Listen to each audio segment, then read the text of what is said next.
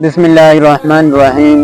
اس وقت ہر شخص جانتا ہے کہ ہم کس طرح پاکستانی حضرات، پاکستانی لوگ کس طرح مشکل حالات میں ہیں، تو ہمیں چاہیے کہ ہم مذہب، نسل، فرقہ، طبقہ، برادری، ہر قسم کے رشتے سے برتر ہو کر لوگوں کی مدد کریں، صرف انسانی جان کو بچائیں، کیونکہ آج جن تعلیمات پر ہم نے عمل کرنا تھا ان پر انگریز عمل کر رہے ہیں، ان پر غیر مسلم عمل کر رہے ہیں۔ آج ہمارے انسان، آج ہمارے لوگ، آج ہمارے معاشرے میں، آج ہمارے جانور مختلف مصیبتوں میں، بارش میں، سیلاب زدگان میں، سیلاب میں پھنسے ہوئے ہیں، تو ہمیں سیلاب زدگان کی زیادہ سے زیادہ مدد کرنی چاہیے تاکہ یہ ہماری مدد قیامت کے دن ہمارے لیے اچھا وسیلہ بنے۔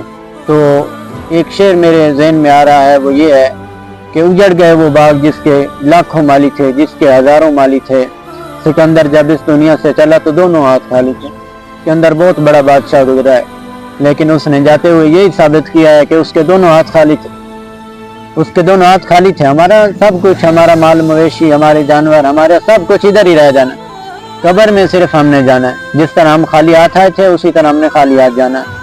تو میری صاحب حیثیت لوگوں سے اپیل ہے کہ آپ ادھر گھر بیٹھ کے صرف ویڈیو ہی نہ دیکھتے رہیں، باہر جا کے لوگوں کی مدد کریں، باہر جا کے لوگوں کو سہارا بنیں۔ اللہ تعالیٰ عمل کی توفیق عطا فرمائے۔